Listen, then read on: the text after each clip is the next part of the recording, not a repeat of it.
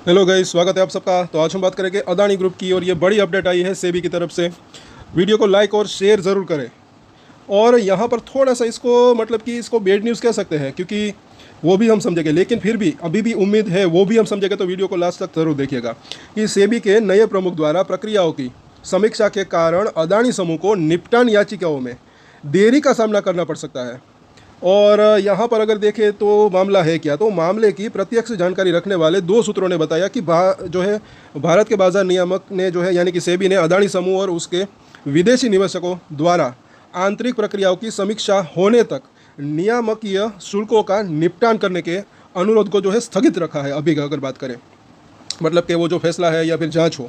और सेबी जिसके नए प्रमुख अभी वो आए हैं, उन्होंने मार्च में कार्यकाल संभाला था, तो निपटान याचिकाओं के नियमों की वो जो है समीक्षा कर रहा है।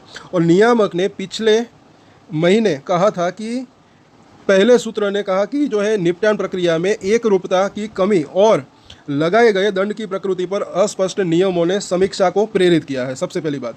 और मामले की प्रत्यक्ष जानकारी रखने वाले दूसरे सूत्र ने बताया कि समीक्षा में 3 महीने का समय लग सकता है। तो दिल्ली ज़्यादा दूर नहीं है अभी, ऐसा लग रहा है, मतलब कि यह 3 महीने के अंदर भी यह निपटान हो सकता है अभी। और जिसके बाद अदानी की याचिकाओं पर नई प्रक्रिया के तहत विचार किया जाएगा।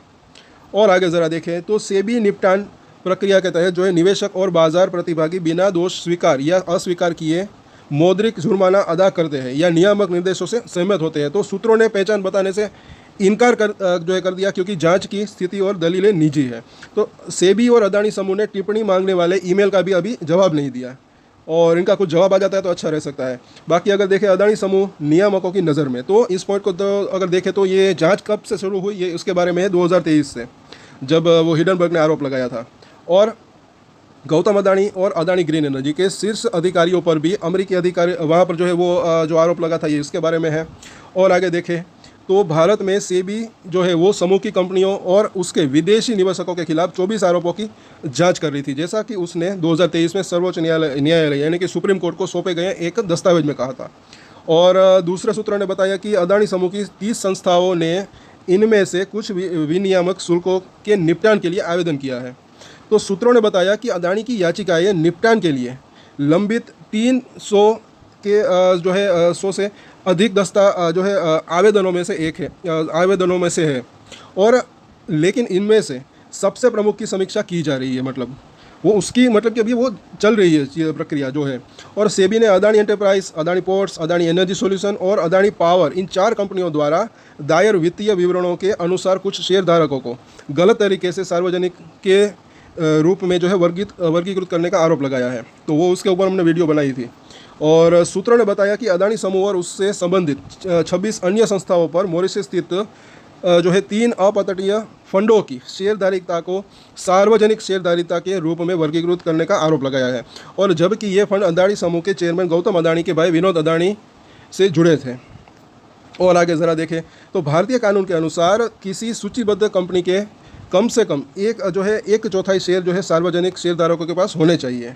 तो ये एक सेबी का रूल है। और आखिर में ज़रा देखें तो दूसरे सूत्रों ने बताया कि अदानी की इन संस्थाओं ने शेयरधारिता को पुनः वर्गीकृत करने का प्रस्ताव दिए बिना बाजार उल्लंघन को निपटाने के लिए मौद्रिक जुर्माना देने की भी जो है मांग की थी। और दूसरे सूत्रों ने कहा कि समझौते को आगे बढ़ाने के लिए अदानी समूह की कंपनियों को इन फंडों द्वारा रखे गए शेयरों को गैर सार्वजनिक शेयरधारिता के रूप में फिर से वर्गीकृत करना होगा। तो रॉयटर्स ने पिछले वर्ष रिपोर्ट दी थी कि अदानी समूह की कंपनियों में निवेश करने वाले 1 दर्जन ऑफशोर फंडों पर प्रकटीकरण नियमों के उल्लंघन और नियामक द्वारा निर्धारित निवेश सीमाओं के जो है उल्लंघन का आरोप जो है लगाया गया था। तो ये इसकी पूरी की पूरी रिपोर्ट है, जो कि ये मामला मुझे ऐसा लग रहा है कि कुछ अलग है, क्योंकि वो जो चीज़ थी लेकिन इसके अंदर भी अगर इनको राहत मिलती तो अच्छा रह सकता है, क्योंकि वो जो वर्गीकृत यानी कि जो शेयरधारी का जो 25% की अगर बात की उसके ऊपर है ये मामला।